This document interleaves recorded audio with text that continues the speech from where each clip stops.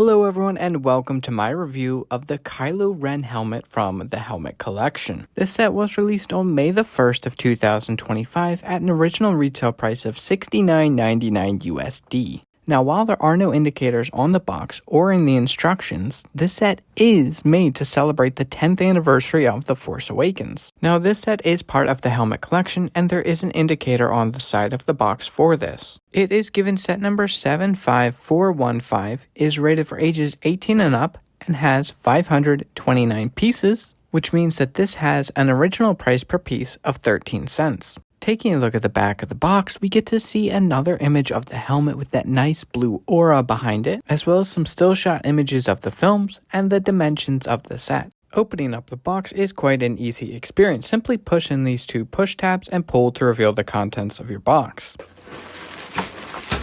Inside of your box, you will find a total of 5 numbered bags, as well as your instruction manual. Now inside of your instruction manual, you do get a few special pages.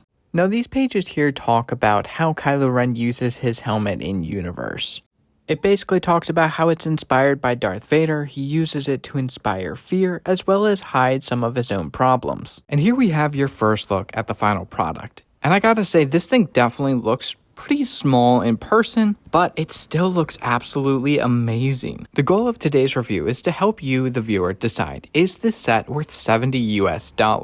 But without further ado, let's dive into the details of Kylo Ren's helmet. The first thing to really talk about is the display stand. The display stand is identical to the rest of the helmet collection, and I think that's perfect for continuity. Now it does have the usual printed plaque with the LEGO and Star Wars logo, as well as the name of the helmet being Kylo Ren. Now I think one of the main talking points of this helmet is just how many printed parts this set got. All of these details that you see here on the helmet are in fact printed. And to me personally, they all look amazing. I think that these pieces were incredibly important to print, not only due to color matching, but also due to how many different lines you would have to line up. These would be incredibly difficult stickers to work with. And yes, even this piece here you see on the nose is in fact printed and not a sticker. And some of the discourse in the community has been about the treatment of the Jango Fett helmet, where the Kylo Ren got 8 printed parts and Jango Fett got none. To me and many others, it just feels like a really odd choice to not give these helmets equal treatment, especially with how difficult the Jango Fett stickers were.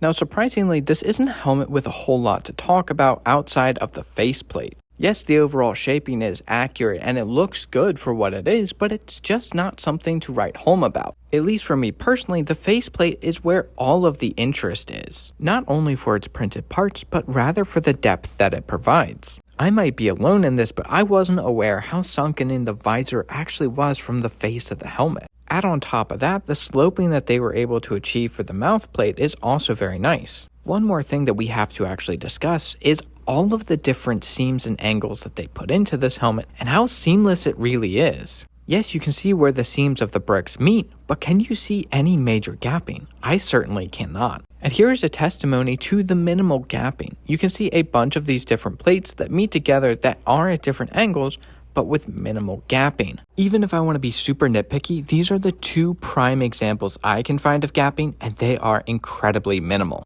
Overall, if you like the design of Kylo Ren's helmet, I think you'd be hard-pressed to find problems to have with this particular set. Now this set did release alongside Kylo Ren's command shuttle from the Starship Collection to celebrate the 10th anniversary of The Force Awakens. And I really do hope that this is just the beginning of getting some sequel sets in the future, as there are some really cool character designs as well as some cool ships in the sequel trilogy. And this helmet does look fantastic next to the rest of the helmet collection, especially next to the likes of his grandfather Darth Vader. And I hope this is just the beginning of getting more helmet sets in the future, especially those from the sequels. So what are my thoughts on this helmet? And is it worth $70?